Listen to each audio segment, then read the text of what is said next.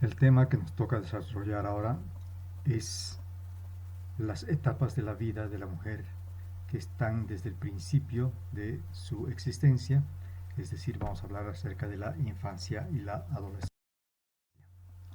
Entonces vemos de que la maduración de estos diferentes sistemas, desde el nacimiento hasta su completo desarrollo a nivel de la adolescencia, es un proceso que se va instaurando en forma gradual y tiene varias etapas.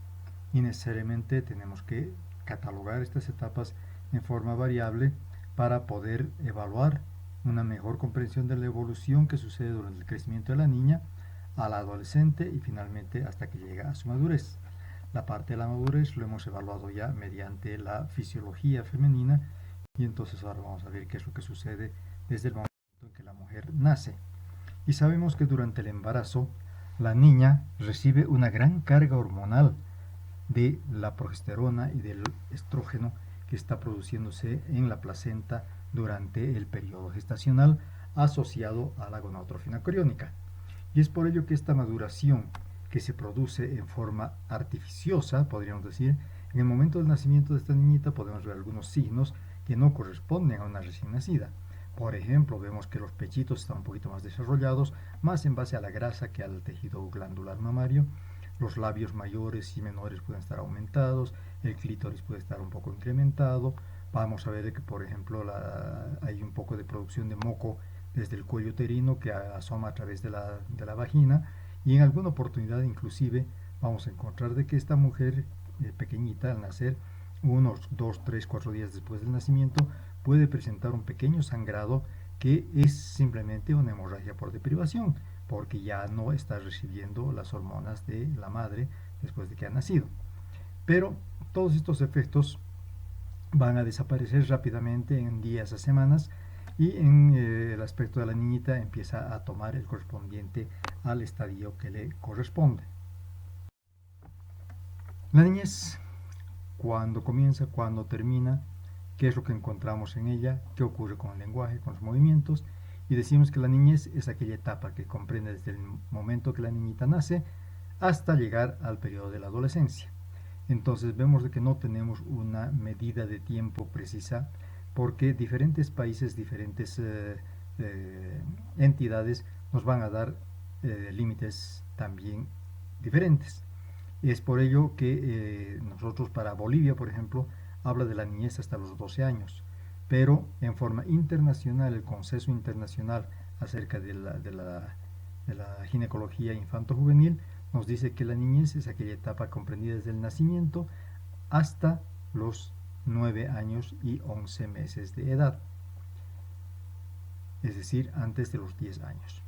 Y es una etapa en la cual se inicia muy activamente el conocimiento de toda la etapa de la vida para poder ser aplicadas en el momento de que sea necesario que la mujercita empiece a aplicar estos conocimientos que ha ido adquiriendo. Desde luego el crecimiento somático es muy importante, empieza a hablar, empieza a manejar el idioma, empieza a coordinar sus movimientos, y entonces todo esto está dentro del periodo de la niñez. Pero si estamos hablando de prácticamente 10 años de evolución de la niñez, es una etapa demasiado larga y es por ello que vamos a subdividir. En realidad se puede subdividir en varias subetapas, pero la niñez la vamos a dividir para nuestro estudio en dos de ellas. La primera infancia, que es desde el momento que la niña nace hasta los 6 años y 11 meses. Esta etapa prolongada nos muestra un desarrollo tanto del aprendizaje y del sistema nervioso como prioridad.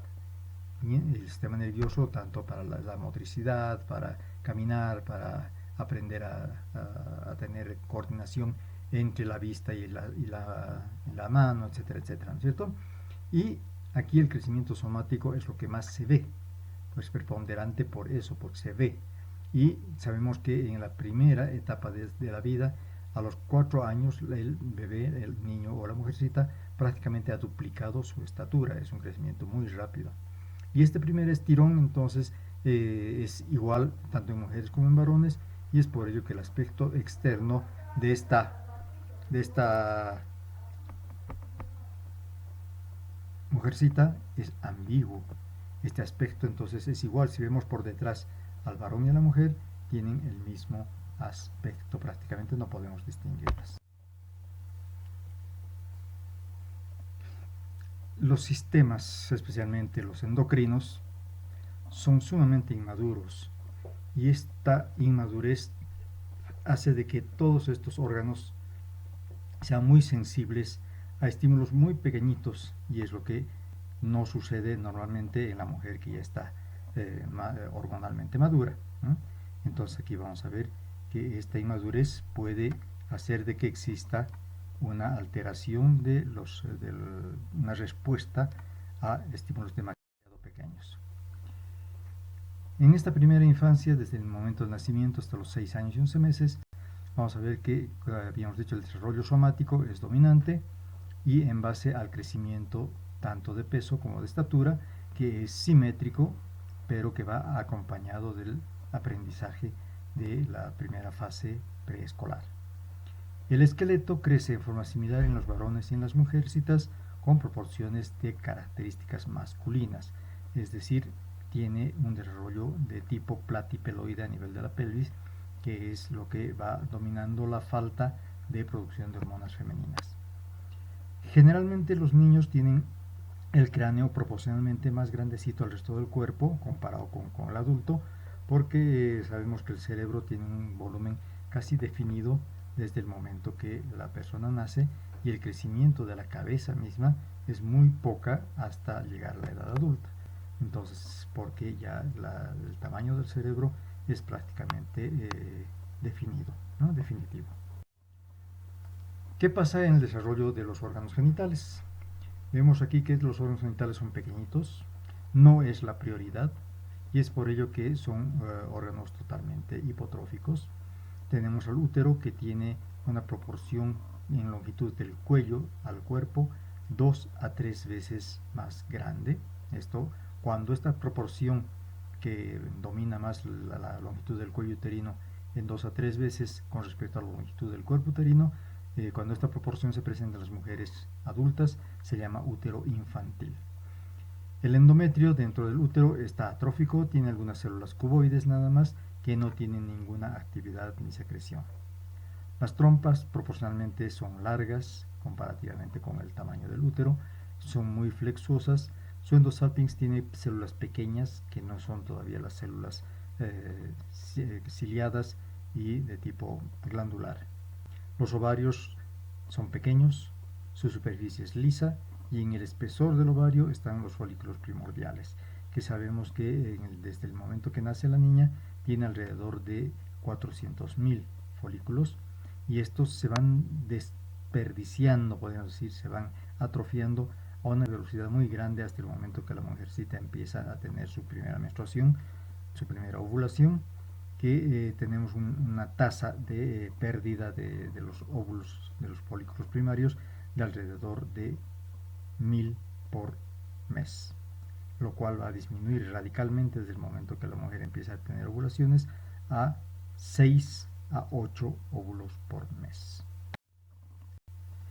¿Qué pasa en el cuello uterino? En el endocérvix vamos a ver células cuboides que no tienen producción de moco, ya no, porque habíamos dicho que puede haber un poquito de moco en el momento del nacimiento, pero esta vez ya no hay ninguna producción de moco cervical, y desde luego no hay respuesta a cambios hormonales, porque no hay hormonas que actúen en forma definitiva a este nivel.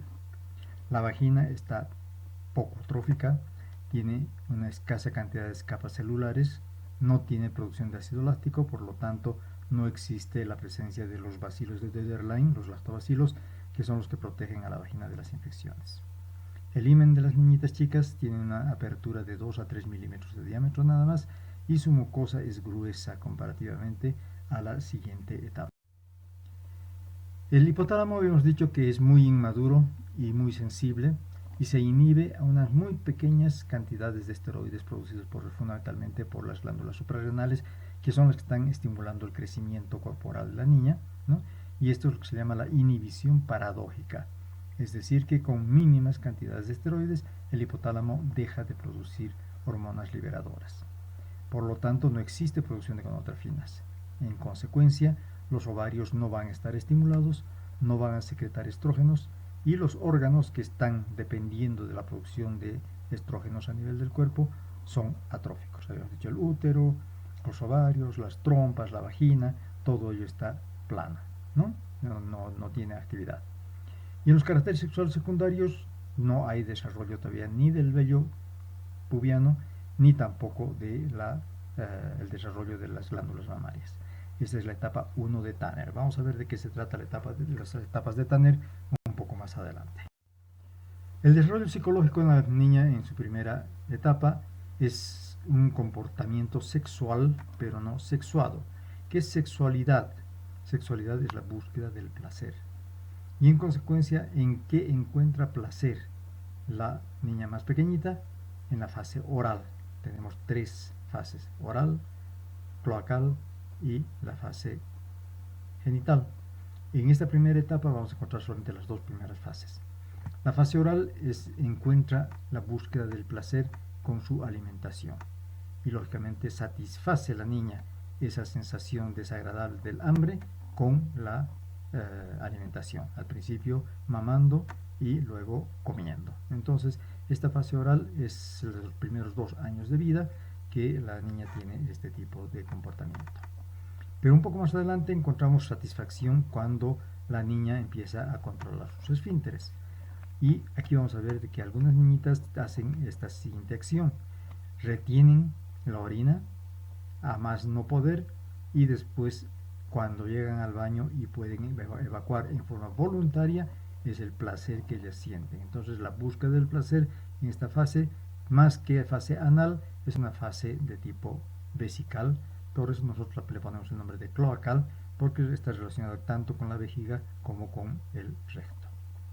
Y aquí tenemos la aparición del complejo de Electra, que es el equivalente al complejo de Edipo de los varoncitos. Entonces, ¿qué significa esto? Que las mujercitas van a tener una afinidad mayor al padre, al varón, que a la madre, ¿no? Después de los primeros 2 años de vida, una vez que la mujercita ha dejado de lactar, entonces empieza a pegarse más a su padre y dejar de estar con su mamá. La siguiente etapa, algunos lo llaman la niñez intermedia, otros dicen que es la puericia o segunda infancia. Esta va de los 6 a los 10 años de edad, habíamos dicho para nosotros, ¿no? Para Bolivia es de los 6 o de los 7 a los 12 años. Para nosotros vamos a hablar de los 7 a los 10 años. Son niños muy activos, tienen mucha imaginación, son curiosos, son inquietos, ya están en la escuela, ¿no es cierto? Y esa transición desde la casa hacia la escuela puede ser traumática, pero en general no lo es, porque están sumamente entusiasmados en poder hacer su nuevo aprendizaje allá en la escuela. Y en consecuencia esta transición, generalmente más temida por los padres que por los propios niños, es muy fácil de realizarla.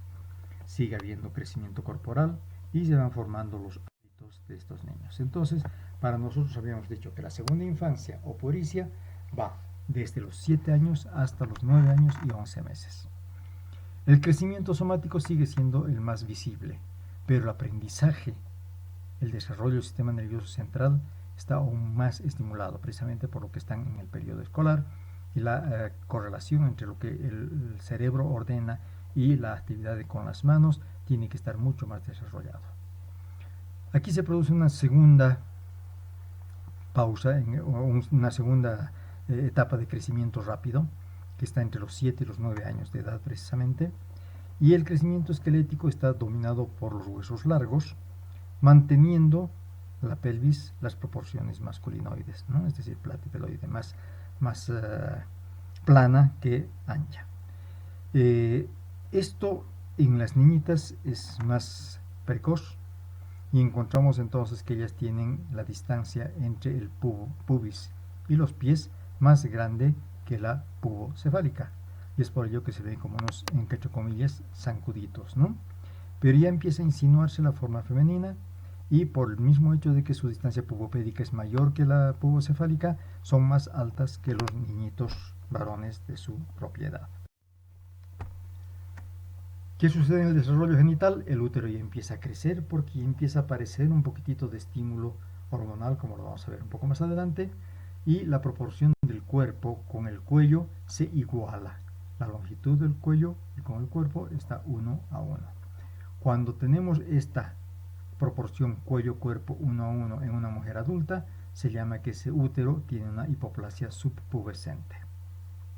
El endometrio tiene células cilíndricas, pero no tienen respuesta a las hormonas porque no hay cantidad adecuada o suficiente de estrógenos para que pudiera empezar a proliferar, y desde luego, como no hay ovulación, no va a haber la secreción, el cambio protector del endometrio. Es decir, que es un endometrio todavía sin actividad. Como el útero ya ha crecido, las trompas que mantienen su tamaño proporcionalmente, entonces son menos largas que lo que se veía en la primera etapa de la vida, son menos flexosas, su endosalpinx sí empieza a ser un poco más desarrollado, tiene ya células cilíndricas, pero todavía estas células no tienen cilias. Vamos a ver más adelante que las cilias tienen la actividad fundamental de hacer mover el líquido contenido dentro de las trompas. El endocervix también desarrolla sus células hacia cilíndricas, puede haber ya un poquitito de producción inicial de moco, pero no hay respuesta cíclica, puesto que no hay todavía movimiento cíclico de las hormonas a nivel central. Los ovarios ya muestran el inicio de respuesta a las gonadotrofinas, porque ya empiezan a aparecer algunas gonadotrofinas en la circulación general. Los folículos antrales ya están empezando a madurar, iniciando a su vez la producción de un poco más de estrógenos, lo cual hace de que el útero vaya desarrollando, vaya creciendo, y que las células de recubierta del endometrio y del endocervix empiecen también a transformarse hacia células cilíndricas.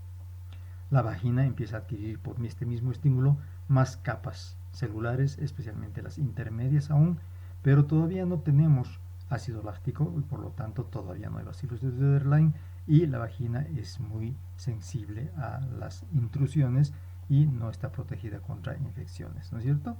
Entonces, el himen a esta edad empieza a hacerse más delgadito, como una hojita de papel cebolla, y el orificio himeneal puede crecer más o menos hasta unos 5 milímetros de diámetro. En el desarrollo hormonal vemos que el hipotálamo necesita mayores cantidades de esteroides para poder inhibirse. Y al final del periodo de esta segunda infancia, vamos a ver que empieza a haber ya una producción más intensa de gonadotrofinas, y en consecuencia estas gonadotrofinas FSH y LH estimulan más a los ovarios, y en consecuencia esta producción estrogénica actúa, como hemos dicho, sobre los órganos sensibles. Y desde luego entre los órganos sensibles están las mamas y posteriormente el vello pubiano como los caracteres sexuales secundarios, y entonces este desarrollo mamario puede ser inicial con el botón mamario, y posteriormente al final de esta época encontramos la aparición del vello pubiano. Esto está en el estadio 2 de la clasificación de Tanner del desarrollo de estas dos características sexuales secundarias.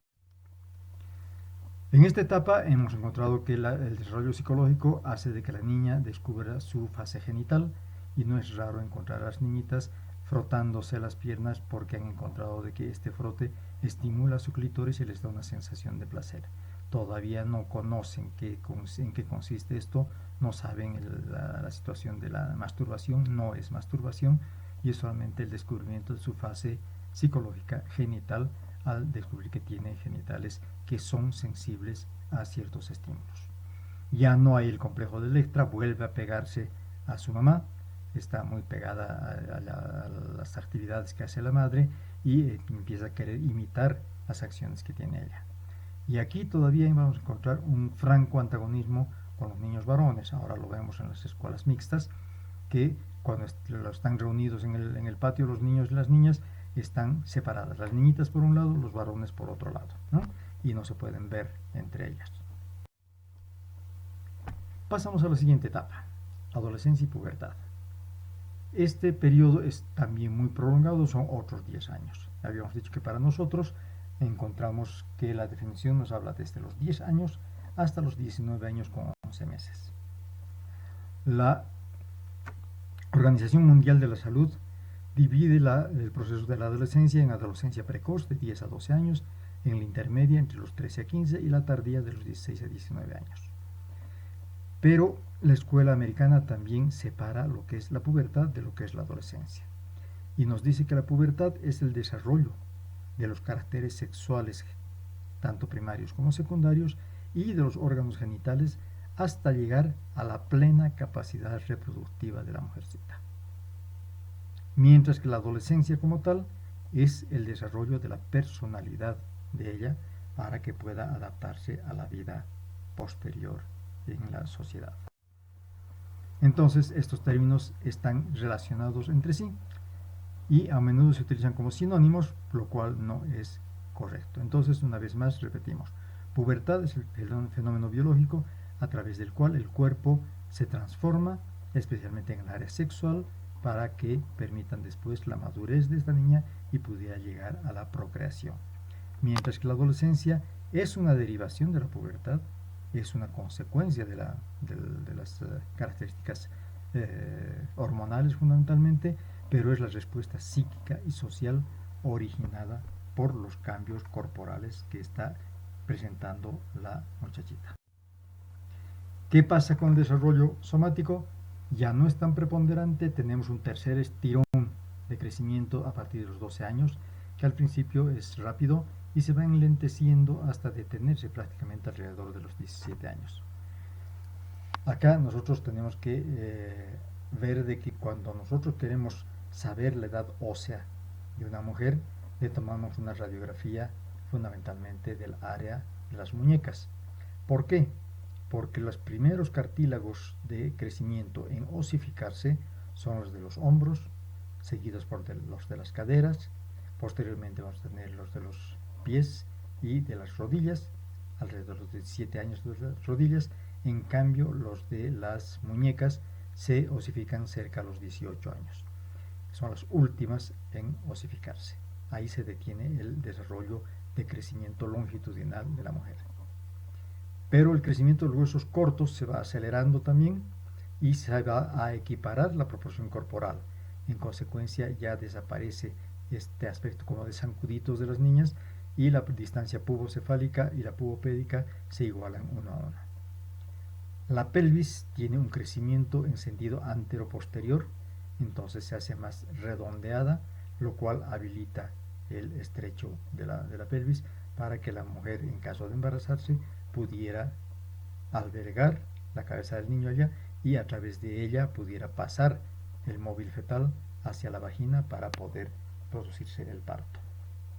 La grasa corporal se va distribuyendo por efecto de los estrógenos, definiendo la forma de la mujercita, y entonces la situación que nos muestra un adolescente ya es con una conformación de tipo feminoide. Y los caracteres sexuales secundarios empiezan a avanzar rápida, pero gradualmente, y generalmente siguen un orden casi constante. Habíamos dicho de que al principio o al final de la etapa de la puericia vamos a encontrar el desarrollo del botón mamario, seguido muy pronto del desarrollo de la aparición del vello pubiano. Posteriormente viene la aparición del vello axilar, que se llama adrenarca, y como último evento generalmente se presenta la primera menstruación, o sea, la menarca. Entonces esta secuencia es casi constante y lo vamos a evaluar nosotros dentro del desarrollo de estas mujeres. Y las mamas desarrollan ya el botón mamario, el tejido graso circundante, y va apareciendo primero el estadio 3 de Tanner y luego el estadio 4 de Tanner en la mayor parte de las mujercitas. Es raro que tengamos el estadio 5 de Tanner en la adolescente. Generalmente el estadio 5 de Tanner, como lo vamos a ver un poco más adelante, se presenta en la mujer ya madura y en especial la mujer que ya ha tenido hijos y ha dado de lactar. El vello pubiano avanza hacia el monte de Venus, hacia la etapa 3 o 4 de Tanner, y rara vez hacia la etapa 5 de Tanner, que es una etapa que abarca el vello hasta la cara interna de los muslos, que la vemos más en las mujeres de origen de Oriente Medio. Y estos son los estadios. Entonces vamos a ver acá que nuestra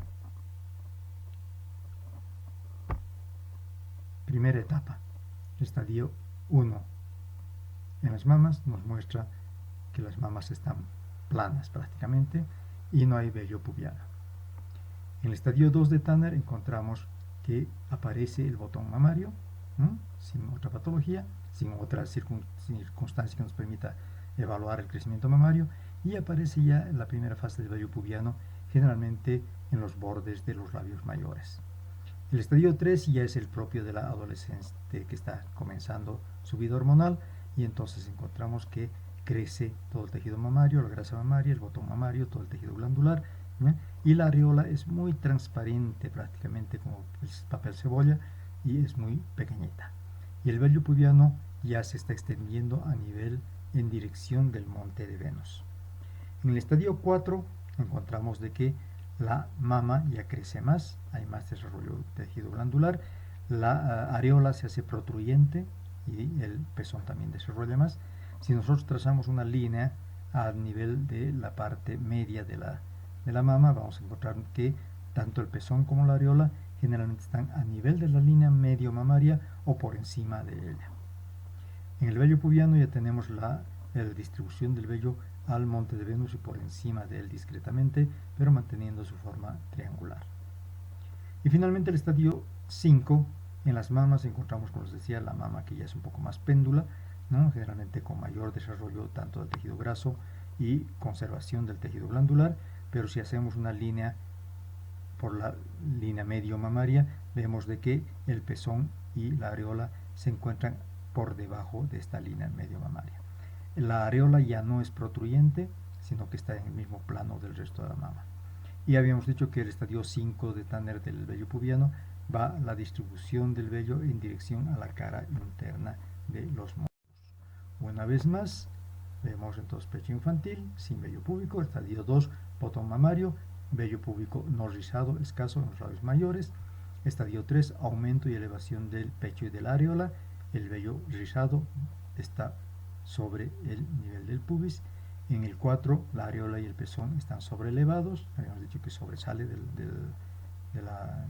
shape de la mama, y el vello púbico ya tiene el aspecto adulto, pero no hay vello púbico en la cara interna de los muslos.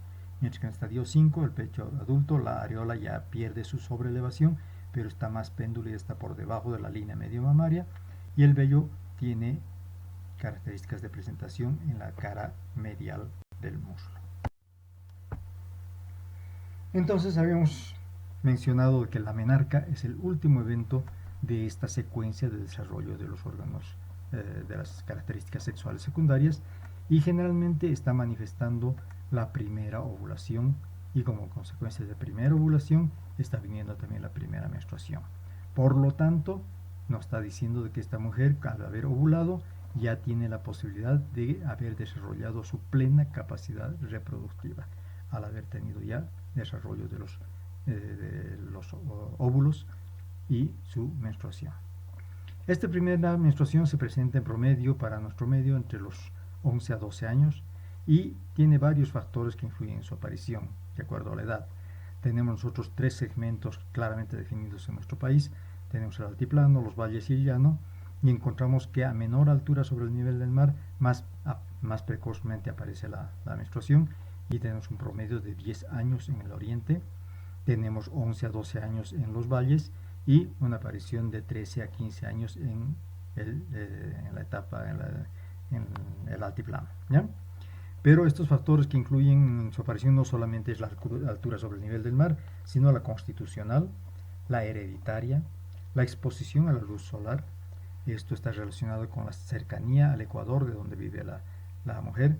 Vemos que hay mayor cantidad de luz solar mientras más cerca a la parte central del planeta están ellas, y mucha menos luz solar al final del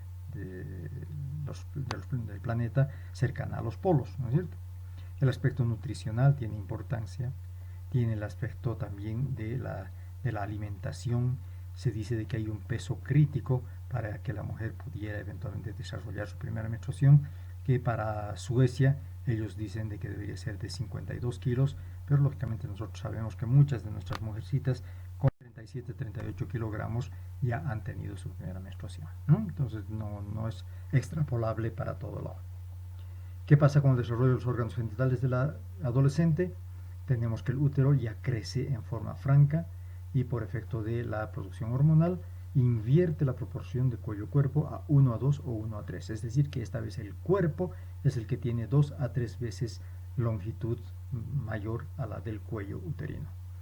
En el endometrio las glándulas sí están plenamente desarrolladas, tienen función proliferativa en el periodo preovulatorio y después de la ovulación ya tienen secreción, la actividad de secreción, y están modulando al endometrio para que éste pudiera recibir un óvulo fecundado y posteriormente tener un embarazo. En el cuello uterino, el endocervix ya tiene células cilíndricas que reaccionan a la producción de hormonas, tanto estrógenos como progesterona. En la primera fase estrógeno, en la segunda fase estrógeno y progesterona, y al final de la primera fase, en el periodo preovulatorio, este moco cervical que se produce en las células cilíndricas del cuello uterino tiene la capacidad de recibir a los espermatozoides y hacerles como una especie de escalera para que los espermatozoides asciendan a través del moco cervical y los alimentan. Esto se llama la capacitación de los espermatozoides. Los alimentan para que ellos pudieran ingresar a la cavidad endometrial, pasar hacia las trompas y buscar al óvulo que eventualmente se va a liberar muy pronto, y lógicamente si lo fecundan se produce el embarazo. Las trompas tienen un tejido muscular que ya ha desarrollado un poco más, siendo delgado, pero es mucho más fuerte. El endosalpinx ya tiene las células cilíndricas, y estas células cilíndricas tienen cilias, y estas cilias que hacen un barrido de dirección centrípeta. Entonces este flujo que hacen con el líquido que está contenido entre las trompas atrae al óvulo y lo va llevando en dirección al útero.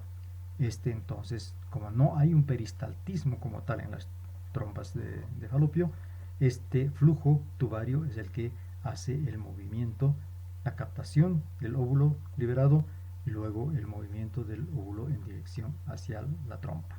Si este es fecundado a nivel del tercio externo de la trompa, entonces lo que se transporta ya no es solamente el óvulo, sino el cigoto, que va a llegar al útero, y una vez llegado al útero, la capacidad del endometrio de poder alojarlo es lo que va a mantener el embarazo en esta circunstancia. Por lo tanto, vemos de que los ovarios se han desarrollado de tal manera que van madurando los folículos hasta llegar al folículo que va a ovular, que se llama folículo de Graaff. Se libera el óvulo, este folículo en la parte del ovario se convierte en el cuerpo lúteo y empieza a producir la progesterona. Entonces el ovario, que al principio fabricaba solamente estrógenos, después de la ovulación empieza a producir progesterona en el cuerpo lúteo. Y esta progesterona es la encargada de sostener al embarazo dentro de la cavidad uterina.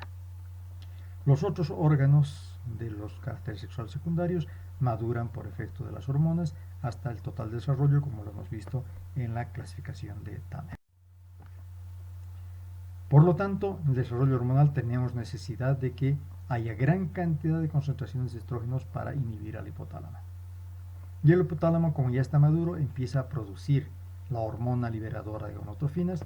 Esta hormona liberadora de gonadotrofinas se empieza a secretar en pulsos. Estos pulsos serán cada vez de mayor amplitud, es decir, mayor cantidad de GnRH, y cada vez más frecuentes, ¿no? De tal manera que llegue a la proporción adulta que se produce entre 60 a 120 minutos.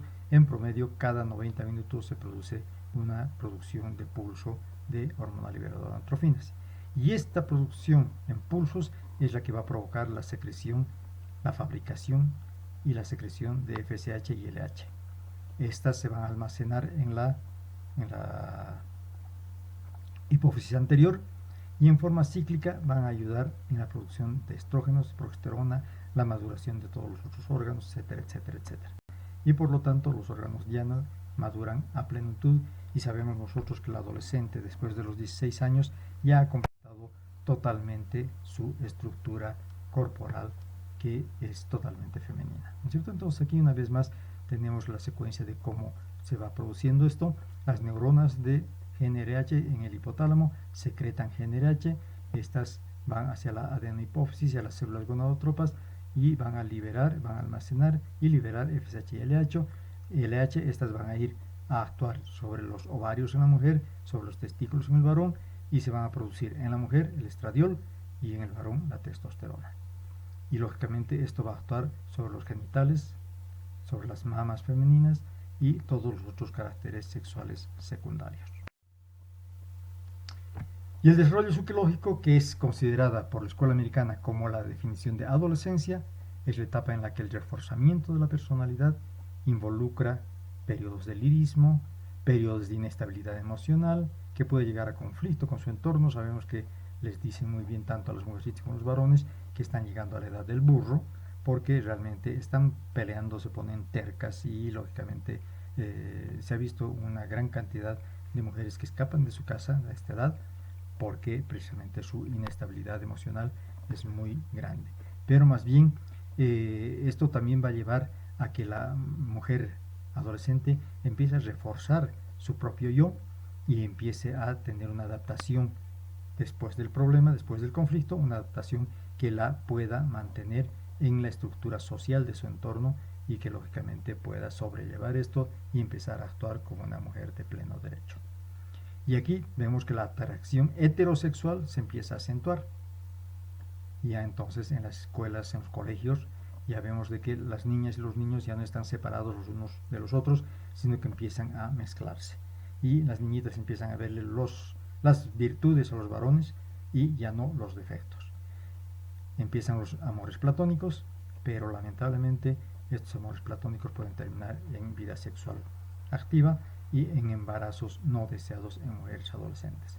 Por ello es que nosotros pretendemos de que nuestra enseñanza en las niñas sobre la vida sexual y tratar de evitar de que ellas comiencen actividad sexual en forma muy precoz es muy importante para evitar precisamente embarazos no deseados y por otro lado evitar la transmisión de enfermedad de transmisión sexual y por otro lado también la del cáncer de cuello uterino, como lo vamos a ver en los factores predisponentes de este tumor que lo van a ver en la clase correspondiente. Entonces vean ustedes que en este último diagrama vamos a encontrar qué es lo que sucede con la adolescencia.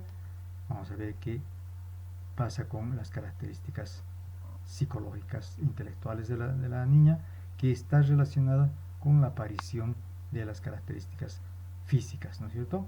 Puede haber acné, puede haber vello en las axilas, el cabello y la piel se vuelven más grasosos, aumenta el peso y la estatura, crece el vello pubiano y en las mujercitas los estrógenos son bien preponderantes. En la parte psicológica tenemos todas estas características que pueden formular hipótesis, razonarlas, extraer conclusiones, diferenciar las cosas reales de lo posible, pero ya tiene una propia opinión, ya puede actuar, ya puede decir lo que está pensando y puede orientar su afecto hacia determinadas ideas y comprometerse de alguna manera con ellas. Y vemos que muchas adolescentes realmente actúan en consecuencia y son sumamente activas, valga la casi redundancia, en cuanto a defender sus ideas.